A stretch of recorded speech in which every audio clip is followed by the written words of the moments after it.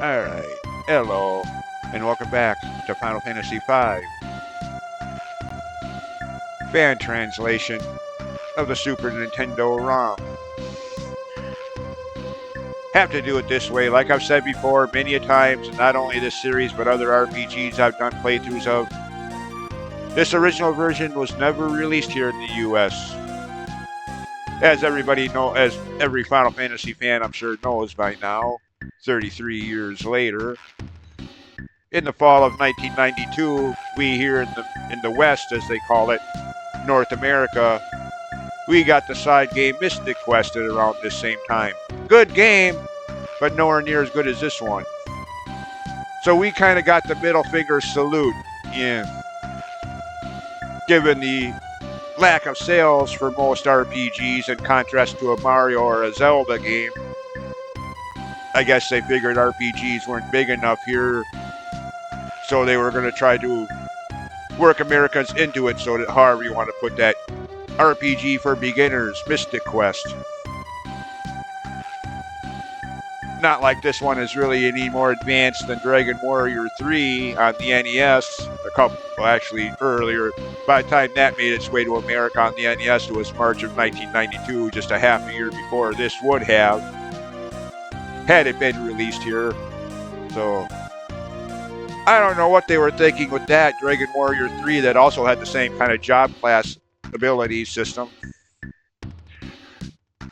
Granted, that wasn't as big a hit here as it was in Japan, but I mean, Dragon Quest 3 is a game that in Japan, if you do any research on it, you hear stories about how kids used to skip school to get their copy of it as early as they could. Yeah, that was that game.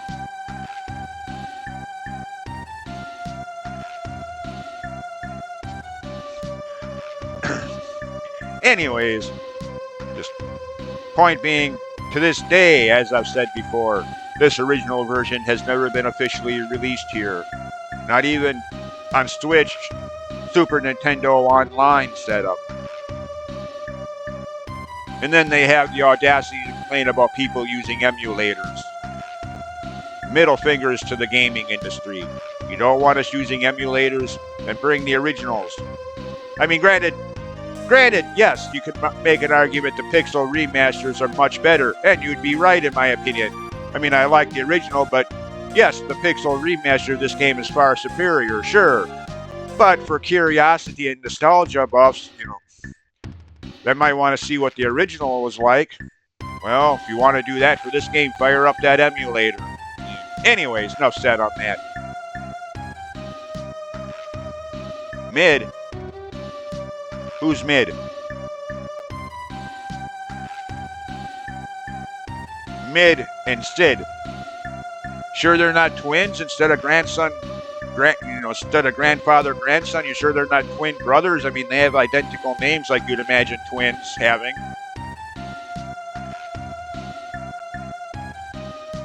Similar, maybe not exactly identical, but similar names. Yeah. Anyways, yeah. Hardy har har. Now, for this level. Yeah, okay, I already did that.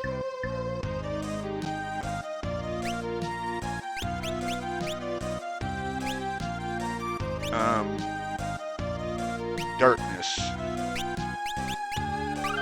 There. Actually, hold on, before I do anything. Looking at that status screen there.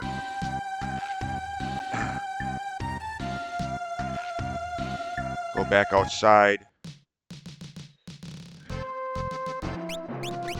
Do I have any? I have 8 of them. Use a tent to restore HP. Well, actually, tents usually only restore a part of it. A fraction of it.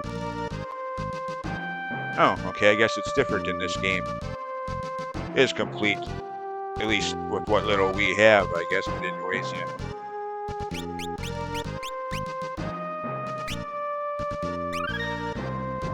Save my game, just in case. Now we go on. And, as I was about to say before noticing I needed to heal up a bit, and probably pointed out in the last video. I mean, I don't remember. That was like 2 weeks ago that I recorded the last video, but some people may complain about this setup, but oh well. Everybody back to normal or fair or freelancer, depending on the version of the game you're playing. As always, they remake games, making them better, but they can't avoid the habit of renaming almost everything within that game every time they remake a game, which completely destroys some fans' cover for that. Oh, they're just bringing back the original translation. Okay, fine. If the original had some messed up translation in the first remake, corrected that, you'd have ground to stand on there. But every time that game is remade, some of the names are changed. Every single time. So much for your argument, my friends. They just can't avoid doing that. And normally I wouldn't mind it, except for in cases like right now when I'm doing these playthrough videos, trying to make them compatible for as many versions as possible. Sitting here having to, like just now, normal, bear, freelancer. So that whatever version of the game you're playing, you'll know what job class I'm talking about. Thanks a lot, developers. Always having to change names of everything for every remake. Anyways.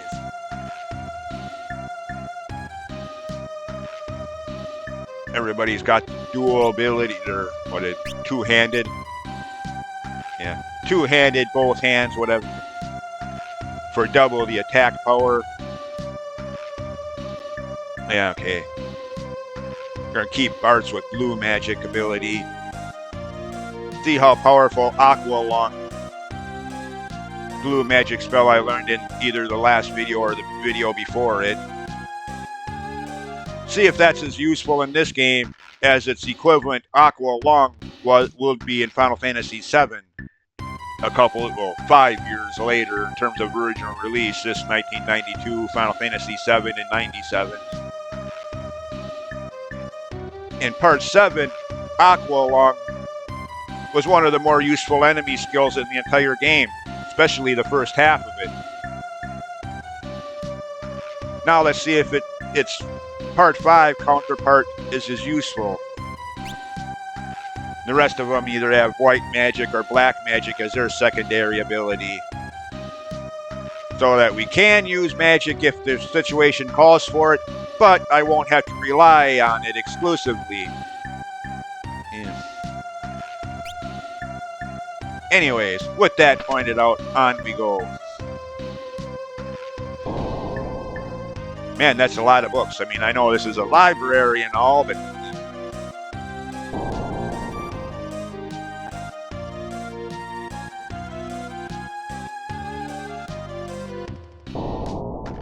now, of course, what I just did there comes from having played this game, whether it's, granted, I never played the original version I'm playing right now until years later on PC emulation like I'm doing right now, but first time playing this game was the PS1 remake, along with Part 6 as half of Final Fantasy Anthology in 1999.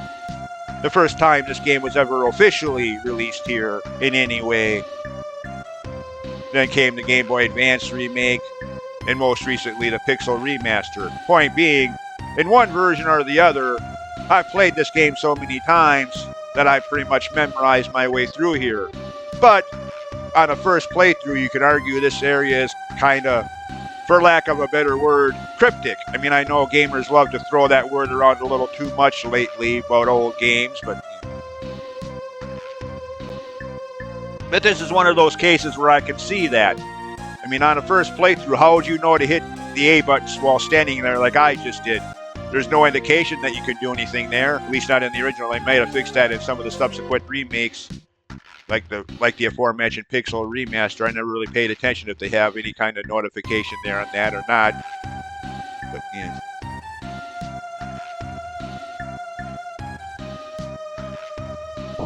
Again, how would you know to do that on a first playthrough? So yeah, while I do think gamers tend to use that word cryptic a little too often these days, this is definitely one of those cases where it does fit the definition. Again, repeated for emphasis. On the first playthrough, how would you know to do what I just did? Stand there in the middle of nowhere and hit the A button. There's no indication that you can do anything there. I mean, here there's somewhat of an indication that there's something back there if you pay attention to the floor details. But that's the only place that has any kind of marking. Hey, you might want to check this out. The other two don't.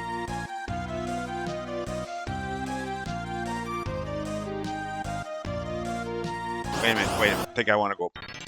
Let's see what we got. Oh, goody. This level where the enemies play peekaboo. That's right. I forgot about this stage. Peekaboo, I don't want to see you.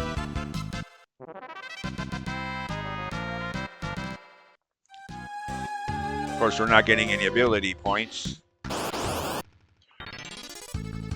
So, yeah.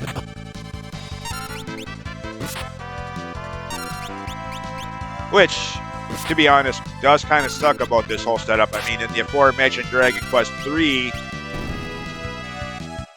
didn't matter what job class you had, you were still getting experience for it. So, of course, I guess, that's because you didn't have the option. I guess I defeated my own argument, or made no sense with my own argument, because in the aforementioned Dragon Quest III, you don't have a normal job class to speak of. So this is a little different, I guess, and therefore I just made a chump out of myself as usual.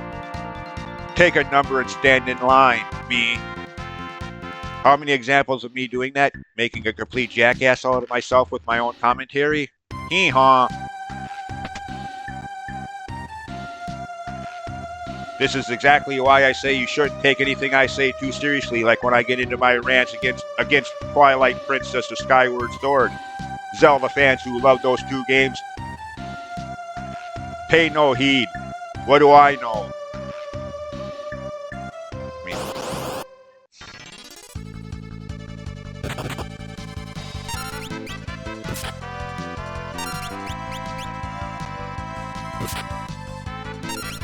Okay, so my analogy kind of fell flat.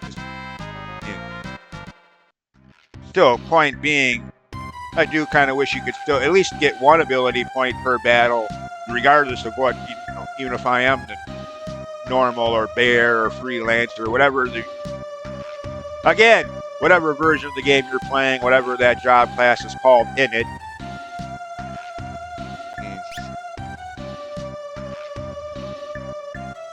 The other thing that could have been useful to make this whole grinding go quicker is one ability.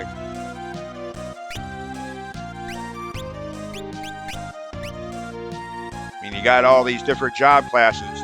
Granted, you don't have to master them or even level them all up at all. But for the completionists like myself, you realize how much time it takes to at least level each one of those up partially. God forbid you're the true completionist that wants to master all of them. Do you have any idea how long that takes?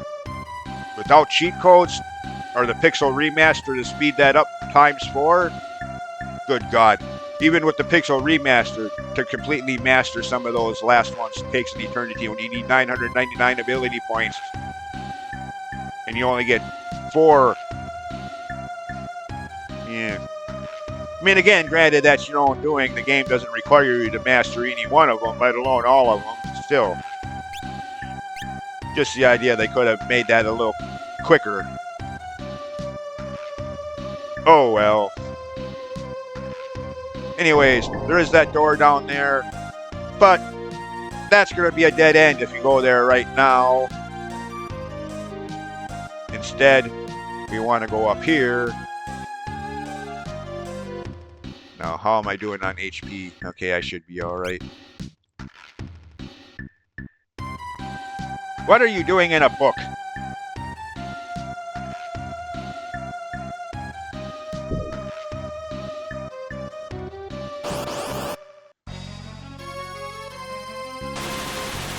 Fire demon. Oh, goody. Okay. Actually, what am I doing? Dang it. Oops. Alright, well, Let's see, white, black. Oh, that's right, they all got red. Okay, that's what it is. Not white or black.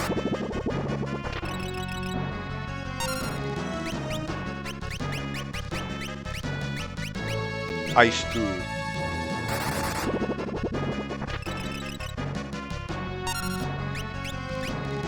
Aqua breath.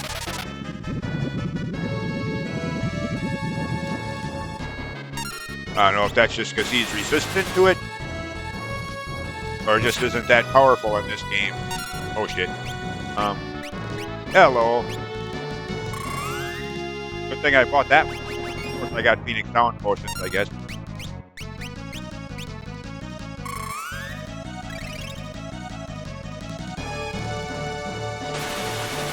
You mind not doing that?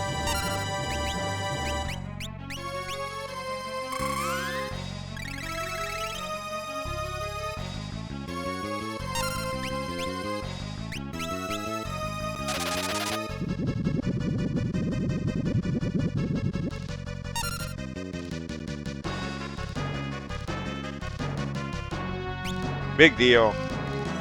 I mean, I suppose against enemies who are weak to fire spells, that could be useful, but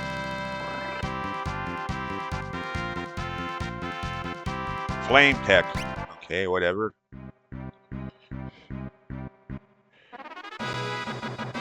Espers. That's not till the next game. Espers and Magicites. Locke and Kara, Celis. That's part 6, the next game. Well, the next game in Final Fantasy chronology, not necessarily the next game I'll be playing, is the next Final Fantasy game I'll be playing is probably going to be the often hated, almost said Minish Cap. That's a Zelda game. Mystic Quest. The game that we here in America got at the same time Japanese gamers got this one originally. Fall 1992.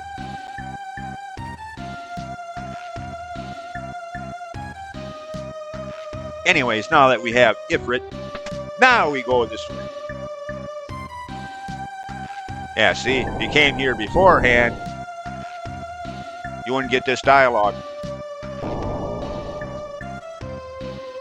I mean, granted, you wouldn't get very far. You'd get up to this, realize, oh, dead end. I guess I gotta go. Yeah, so at least they put this blockade right there at the entrance. Not freaking 20 screens away, making you have to backtrack all the way back. Go the other way. Like the first Final Fantasy games, Earth Cave. Yeah, I know I talk about that a lot. I'm sorry, I'm never going to get over that. 35 years later, and I'm still talking about it. Should tell you all you need to know about that. 3 floors down. Fight a vampire boss for Ruby Crystal. Walk your way back out since you can't have the exit spell yet. Use that item to get further into another cave to get another item.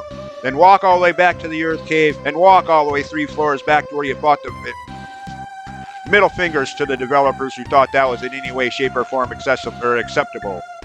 At least here, the blockade is right there by the, not 3 floors away.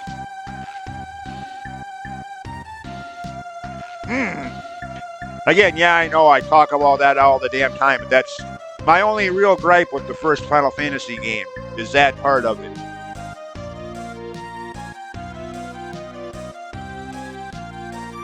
The part that I dread every time I replay the game.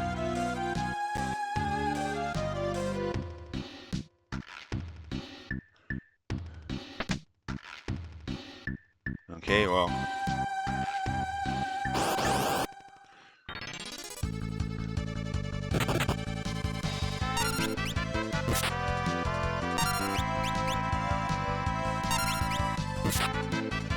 Notice these enemy numbers are all multiples of each other. 32, 64, 250, yeah.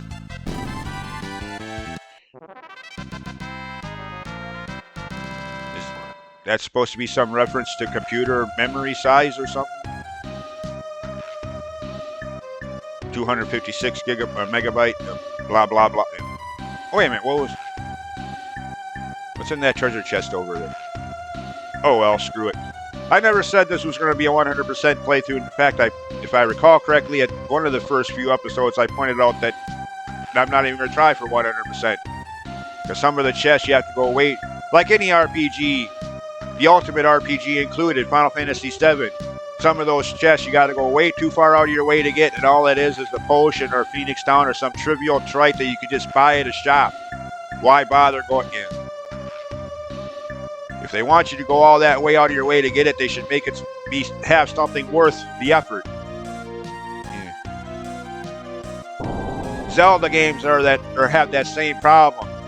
A lot of the treasure chests and whatnot are just rupees, and not even 100 rupees, like 5 or 20. Oh, big whoop. Yay.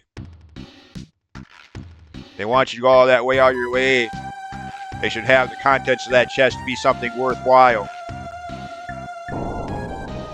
Anyways. See? 128.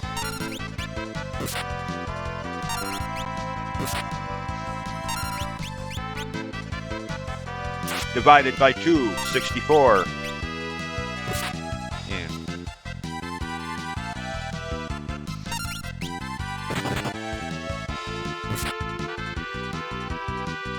Okay, come on, game. Really? What is this?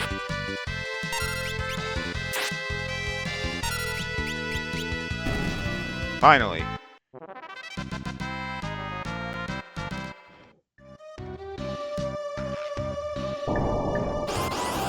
Oh, more peekaboo. Ah! Damn, they're doing that much damage? I didn't even notice that. Wasn't expecting that.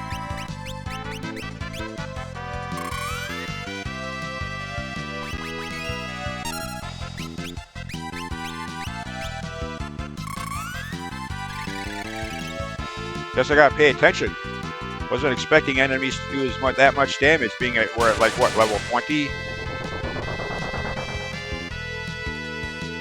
Oh, you dirty rat. I didn't even know that was a thing. No kidding, man. Dead freaking serious. I didn't even know that was a thing in this game. All the times I've been playing this game, I don't think I've ever seen that. Until now. Nice one.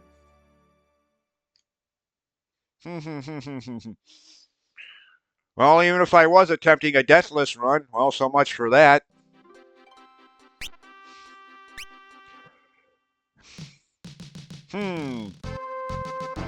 Alright, you know what?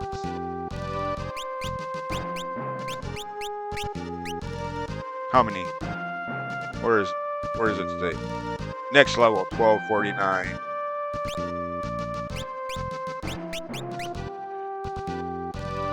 Alright, you know what? Screw it. Just so that doesn't happen again, get up to level 21. So I guess that's like this game's equivalent to Final Fantasy VII's level 4 suicide, where if you're at an experience level multiple of 4, only there it doesn't kill you completely, just reduces you to like 1 or 2 hit points, making it easy to.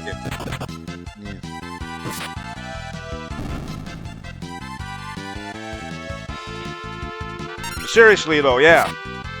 Out of all the times I've played this game, either version, either format, I don't remember ever seeing that until just now.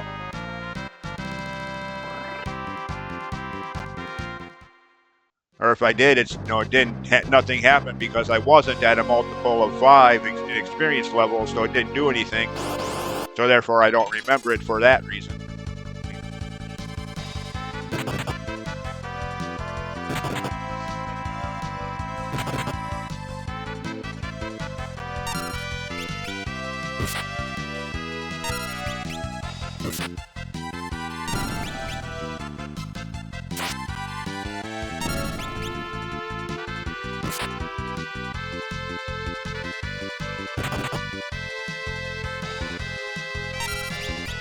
Get that cursor out of there.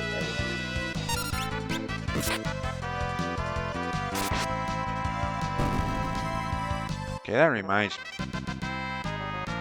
As long as I gotta redo everything. For one, probably switch off blue magic, since Aqua Walk doesn't seem to be as useful in this game as it was in Part 7, or will be if you're thinking release order. So just put red magic, or white black as they call it here. Red mage ability. Okay, we all got the best.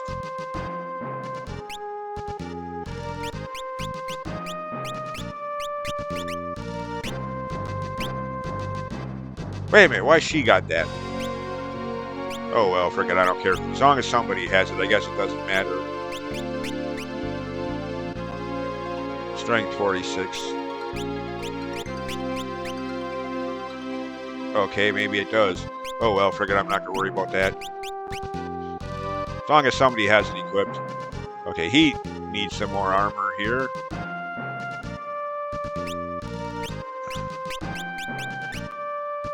Okay, so I do need to go back to... Dang it, gotta go back to the top. Where's the return zoom spell from Dragon Quest games when you need it?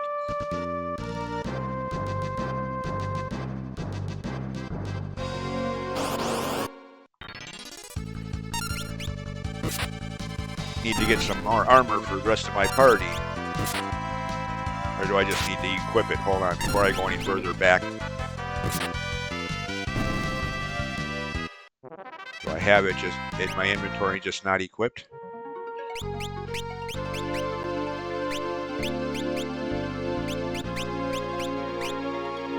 Leather helmet, big deal. Okay, never mind, I guess not. Alright, we go back. Oh, go away.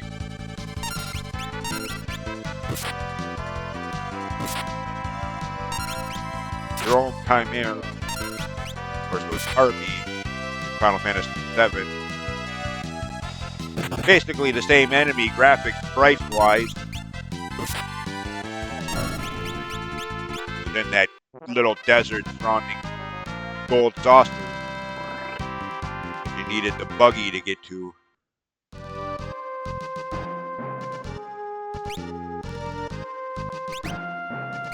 And not that that really matters, because granted, I guess I didn't really test it too thoroughly. I tried it on a couple enemies, but oh, there they are. But yeah, Aqua Lung doesn't seem to be as useful in this game, like I just said a couple minutes ago. So.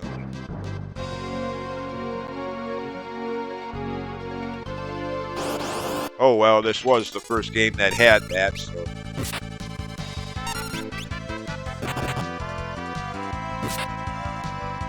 Like the whole enemy skill from Final Fantasy VII in the first place, the blue magic ability here.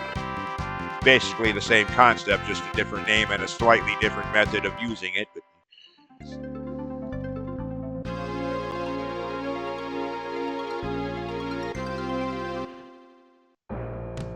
alright, now we're good. Okay, actually, hold on before we do have.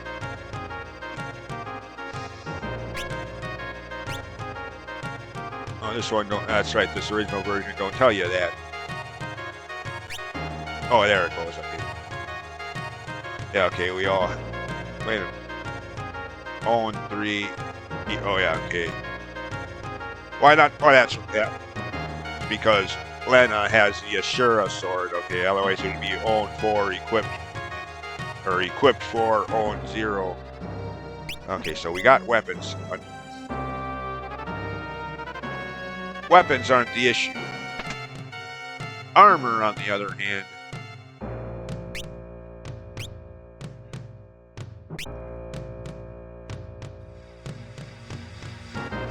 What? Well, hold on. Huh? Oh, he's got... Okay, that's... Never mind. I'm not going to change that. He's got that ribbon I got from Karnak before it exploded. Or...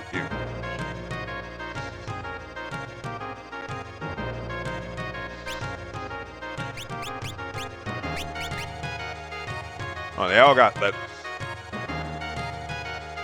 No wonder our defense is so low. I mean, a helmet ain't gonna make that much of a difference, but one hurt.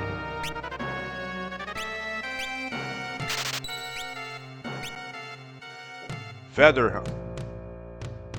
Is this going to be like Castlevania Portrait of Ruin with that feather gear, frickin' pillow, that base defense wise, like I point out any number of times during my playthrough of Portrait of Ruin? In terms of base defense, is the strongest armor for the entire first half of the game. No kidding. Yeah. I'm going to buy one of those just to test that theory.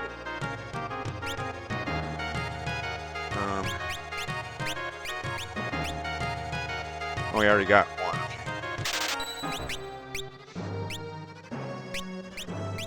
No, not 11. Criminy sakes. See which one is better.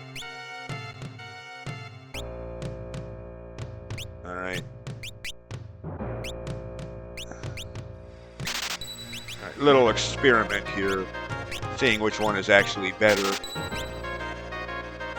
Because I'm not sure. And again, I mean, I suppose I should be used to it. I played a lot of these old games when they were still relatively brand new. But, like a lot of people, I've been spoiled by the modern conveniences of recent remakes. Like right now. Sure, it tells you who can or can't equip the thing, but I miss the newer remakes where they tell you if it's an improvement or a decrease from what you already have equipped. You see the party members doing the wave, signifying that they can use it, but you don't have either a green arrow going up to signify increase or a red arrow going down to signify decrease, not by. I kind of miss that in the newer games. Not gonna deny that. The newer remakes and just new games in general. Because with this, that's why I bought so many of those other armors. Because you don't know which one is better until you buy it and try it out. Yeah.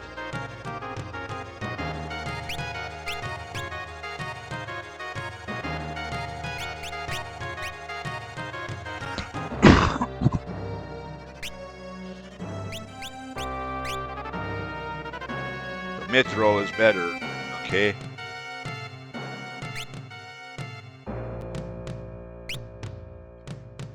Okay, I keep forgetting you can't. Okay, I don't know why not. Super Nintendo controllers had an L and R button on them. While you can't do that like in most of the recent remakes, use the L or R button to switch between party members in the Eclipse screen. Fine.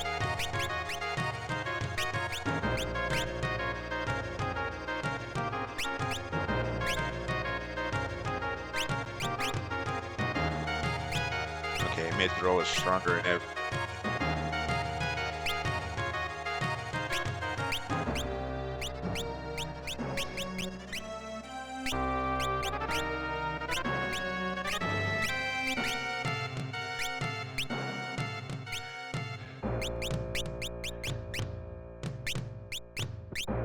Sheesh, no wonder enemies were doing so much damage. I mean, go from 7 defense to 18. 11 points better. Alright.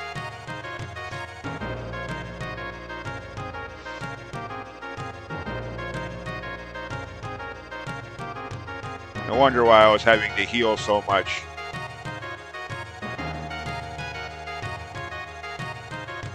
Of course, I'm still going to have to do a little bit more grinding to get everybody up to level 21, so if that damn enemy does that level 5 instant death thing again, it won't have any effect since we won't be at an experience level multiple of 5.